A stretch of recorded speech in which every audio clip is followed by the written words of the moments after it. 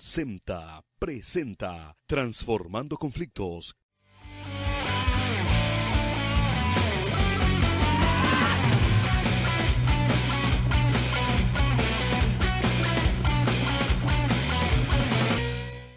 ¿Qué tal? ¿Cómo están? Bienvenidos de vuelta a Transformando Conflictos. Un placer de hablar con ustedes, un placer de hablar con nuestra invitada de hoy, la licenciada en Trabajo Social, Damaris Kittler. Bienvenida.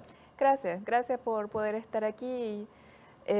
Cuando hablamos de los temas sociales, a veces como que se percibe como quizás generadores de conflictos, pero también está la otra parte, cómo se puede transformar estos conflictos que surgen a nivel social en otras alternativas de convivencia, ¿sí? Por eso ya lo llamamos transformando conflictos y no siempre solucionando nomás rápidamente, porque no queremos soluciones que no ayudan por mucho tiempo, sino queremos transformar a algo más sustentable, ¿no? A algo más... Bueno, vamos a hablar de todo esto y mucho más enseguida después de la pausa. Gracias por venir, Damaris.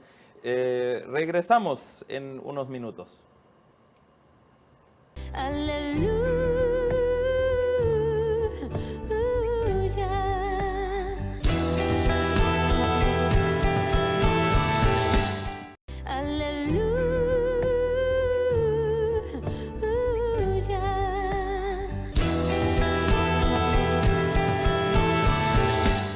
De vuelta con Damaris. Damaris, tú estás trabajando, como yo entendí, para el Departamento Social de la Cooperativa Fernheim.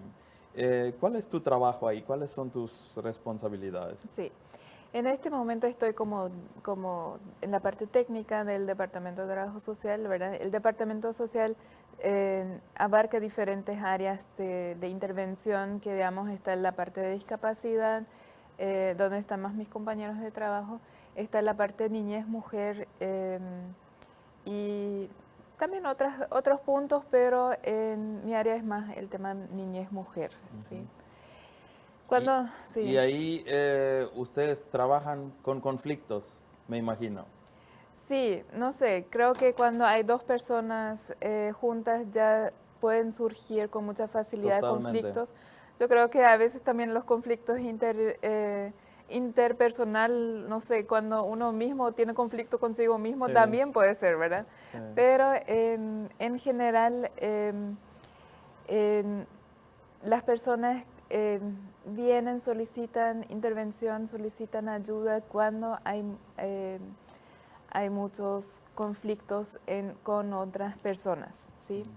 En el área niñez, cuando pensamos en conflictos, pensamos en maltratos, en vulneración de sus derechos, ¿verdad? Cuando un niño, por ejemplo, no es escuchado o no es considerado, no es tomado en serio con en su proceso de desarrollo, ¿verdad? Cuando las personas adultas que deberían cuidarlo, ¿verdad? Están desprotegiéndolo, están maltratándolo o, con un trato negligente o causándole daño por acción u omisión.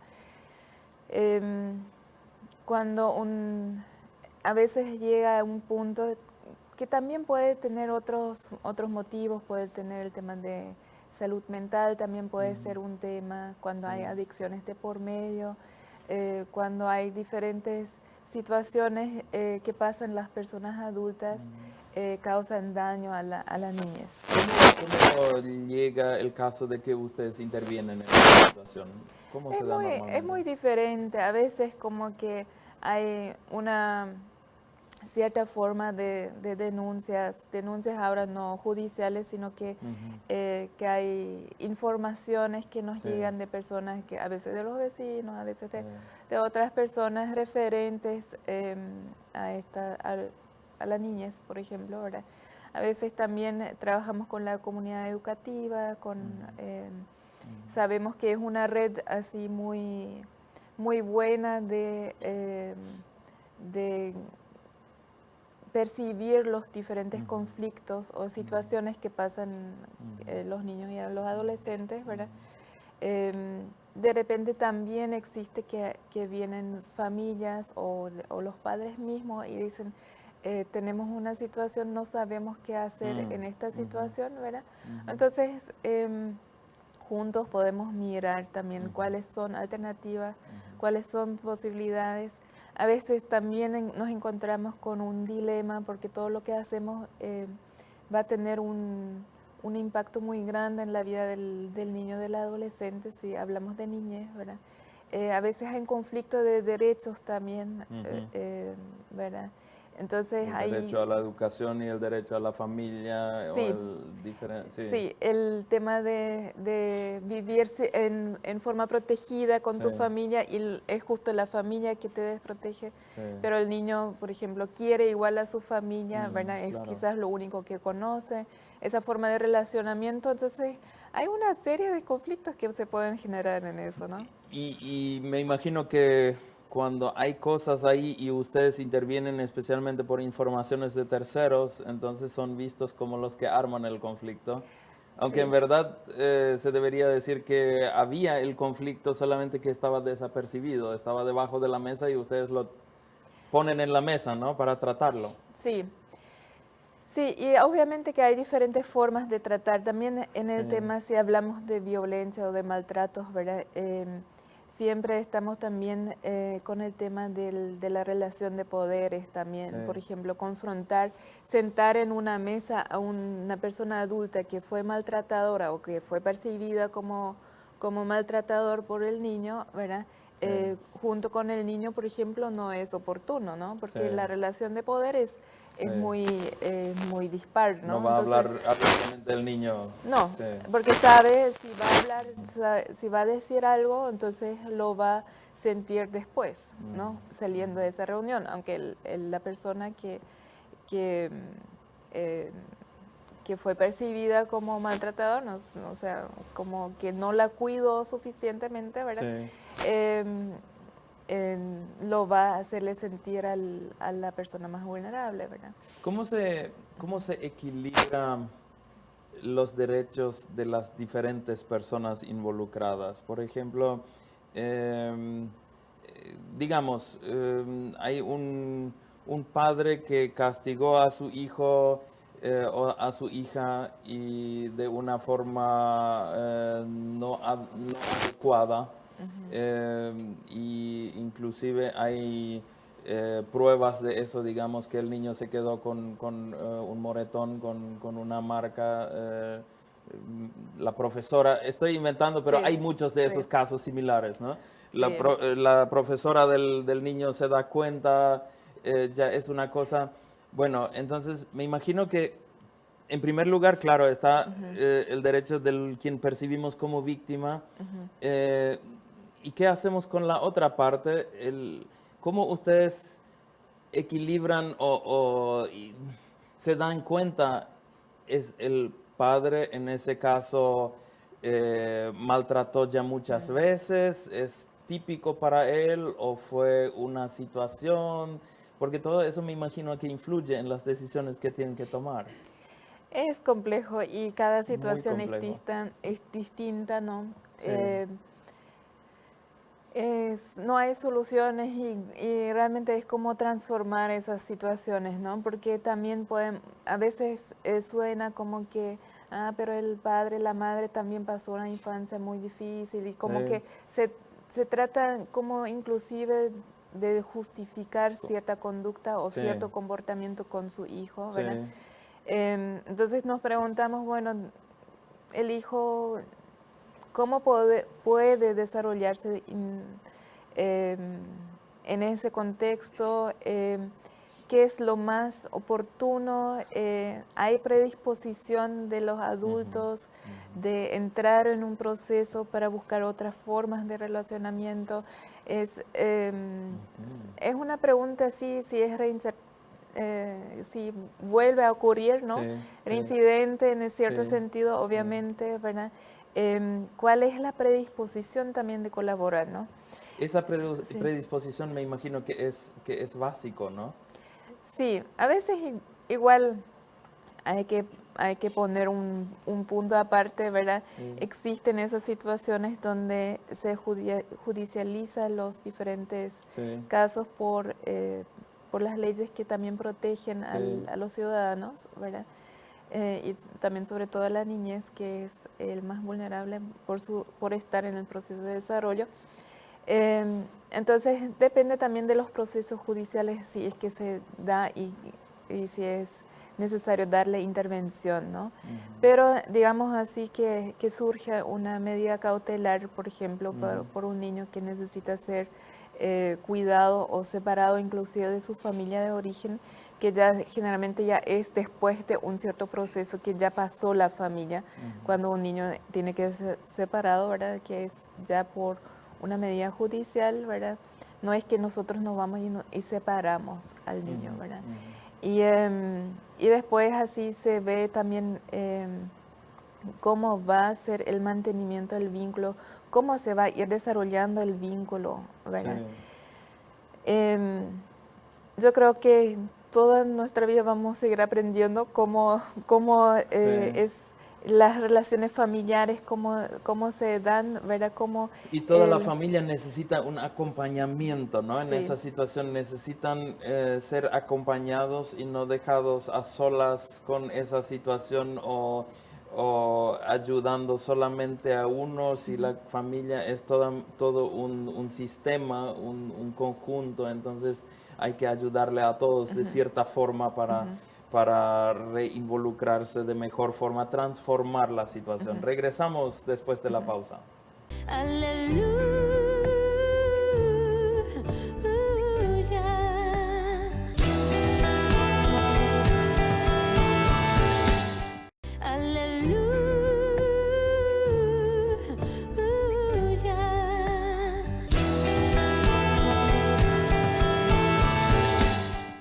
Estamos de vuelta con la licenciada Damaris Kettler hablando sobre violencia, sobre diferentes casos dentro de la familia, todo ese tema.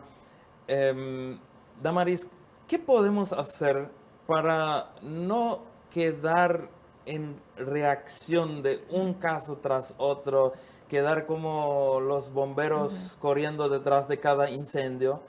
¿No habría una forma de prevenir, de enseñar a más personas dentro de la sociedad de que ciertas cosas no ocurran tanto? ¿Qué podemos hacer al respecto? ¿Ustedes tienen experiencia con eso?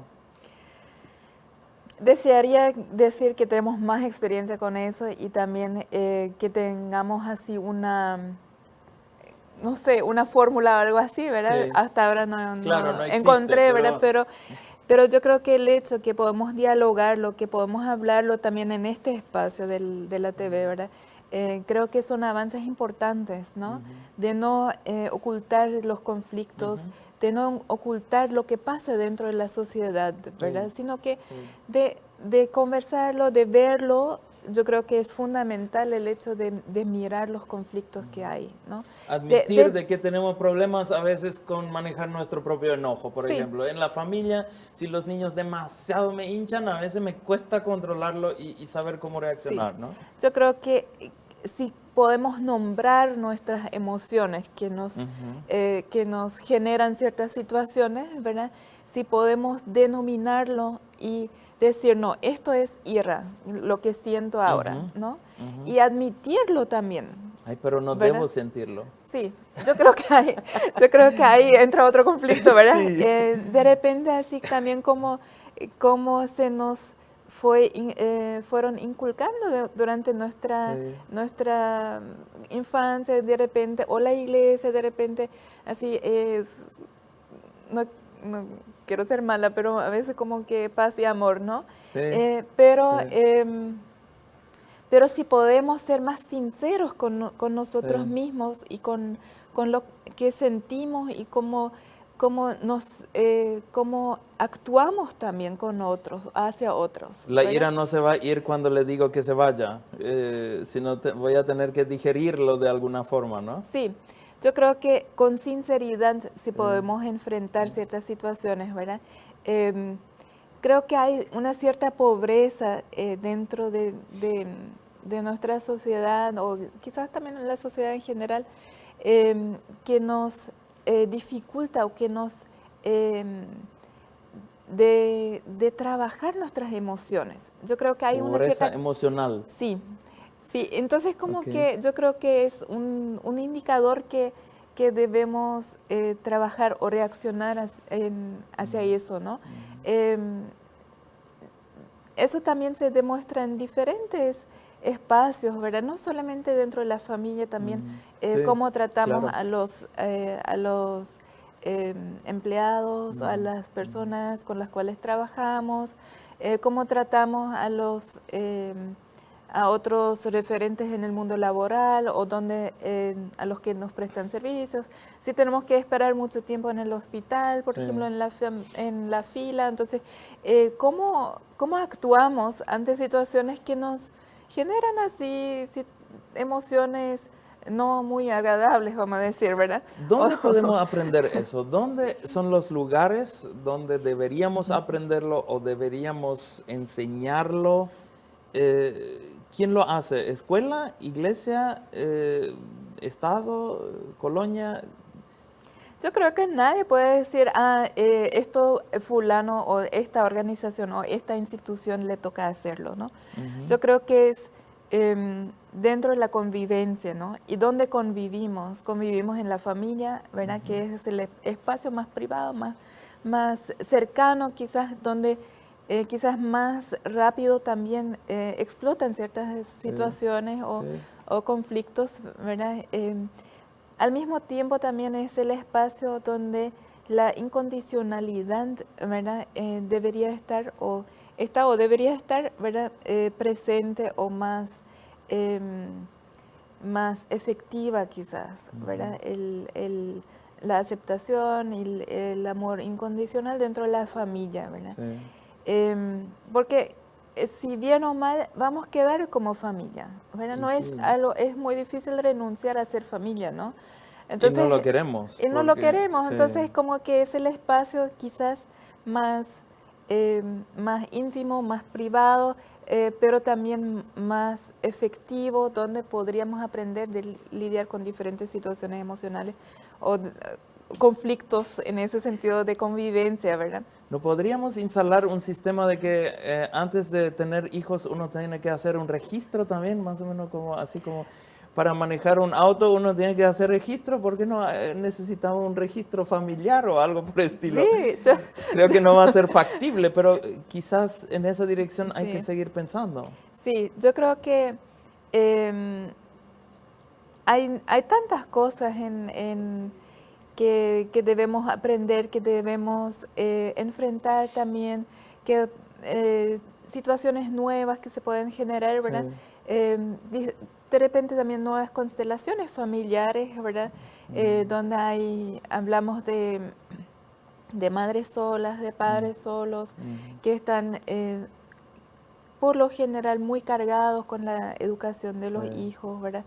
Sí sabemos que una familia que es la familia nuclear ya generalmente suele llegar a sus límites en diferentes situaciones y cuanto más si son padres o madres solos o abuelos que crían a los nietos, a los niños, ¿no? O hay diferentes situaciones también, ¿verdad? No es que no existe la familia perfecta en ese Claro que sentido, no. ¿verdad? Sí. Pero yo creo que sí es ser consciente como diferentes instituciones o como sociedad, sea la iglesia, la sociedad civil, las diferentes organizaciones, el gobierno también tiene responsabilidad en eso, ¿verdad? De mirar esas realidades, de plantearnos cómo podemos apoyar a las familias, ¿verdad? Independientemente de cómo se compone esa familia, ¿verdad? Cómo podemos sumar a que pueda ser posible, ¿verdad? El desarrollo, que el niño, que la familia se pueda desarrollarse, pueda crecer, ¿verdad? En un relacionamiento sano y oportuno también, ¿no? Y supongo que la responsabilidad de la escuela y de la iglesia será muy grande en eso porque si el Estado interviene, entonces enseguida está atado a procedimientos, a reglamentos muy claros y es sí o no, es blanco y negro o negro. Si uno interviene antes de la parte civil, digamos, de iglesia o de Sí. escuela, entonces uno puede más acompañar y enseñar en el Sí. paso, ¿no? Aprender juntos a Sí. convivir pacíficamente. Sí. Mira, yo creo que como sociedad civil, como sociedad, eh, tenemos tantas oportunidades, ¿no? Tenemos un espacio enorme, ¿verdad? Sí. En el cual podemos interactuar, en el cual podemos promover también cierto relacionamiento, interacción, donde podemos enseñar o instruir también justamente de cómo Sí. trabajar las emociones y todo Sí, eso. sí. Y después recién, bueno, también el Estado tiene en cierto sentido ciertos componentes como es la CODENI, por ejemplo, que es más enfatizado en el derecho del niño, ¿verdad? De la niñez y de la adolescencia, ¿verdad? Que es una instancia administrativa, ¿verdad? Es previo a lo judicial. Si una vez llega a la parte judicial, ¿verdad? A ella cuesta, porque yo creo que es oportuno las instancias judiciales, tienen su lugar sin duda alguna, Sí. ¿verdad? Pero hay a veces las decisiones son tomadas del punto de vista jurídico, Sí. ¿sí? Y como ahí ya la persona pasa en una situación donde a veces cuesta recibir las respuestas que necesita esa persona, ¿sí? No quiero desmeritar las leyes y también las acciones jurídicas o de los diferentes estamentos judiciales, ¿verdad? Tiene su lugar, sin duda, ¿verdad? Pero a veces conciliar eso con lo que necesita la persona, Sí. como que cuesta, Sí. ¿no? Sí, porque es todo un aparato que es formulado en forma muy general, ¿no? Sí. Eso es para todos los casos y Sí. como ya dijimos, cada caso otra vez es diferente y Sí. si querés ser justo totalmente con Sí. cada involucrado, entonces eso no va a acabar en ninguna leyes. Hay que reaccionar antes nomás, Sí, ¿no? sí. Como sociedad Antes, pero civil. también si podemos hablar de la prevención, podemos hablar de la Sí. prevención, de la primera prevención, de la segunda y de la tercera, ¿no? Para que no vuelva a ocurrir, por ejemplo, Ok. o para que no vuelva a causar más daño de lo que ya causó, ¿verdad? O sea, cuando hablamos de la segunda prevención es como que evitar que vuelva a ocurrir esa situación, Perfecto, ¿no? perfecto. Entonces, tenemos diferentes momentos. Yo creo que es muy difícil medir la primera prevención de repente, ¿verdad? Podemos medir en acciones, Sí. pero en resultados cuesta, ¿no? Entonces, existen igual diferentes formas de abordar. Podríamos seguir hablando por mucho tiempo, pero se nos acaba. Sí. Regresamos enseguida.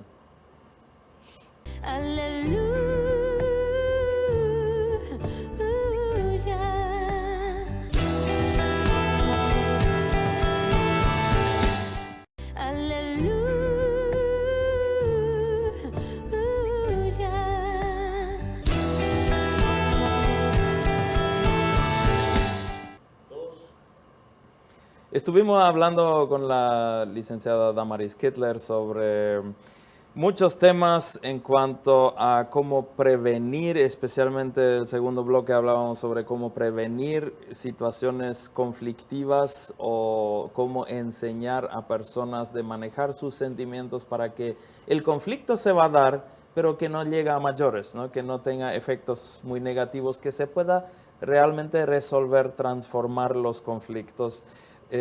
O también para que situaciones desagradables no ocurran una segunda vez, ¿no? Hablando de una segunda prevención, me gustó ese término.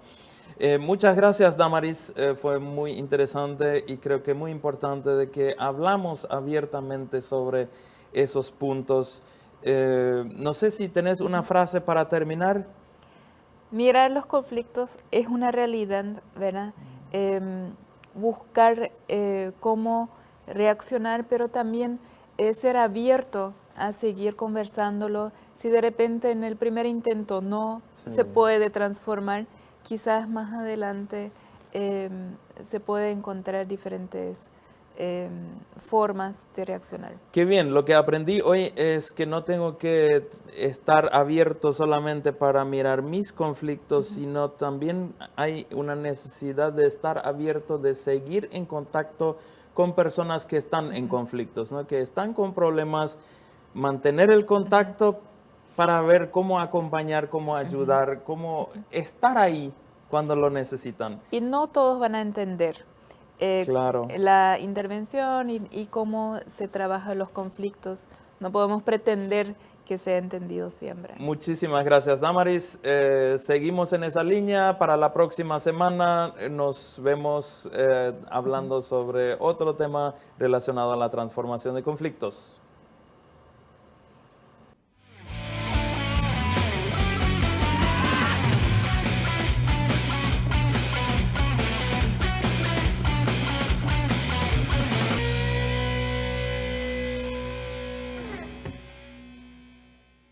SEMTA presentó Transformando Conflictos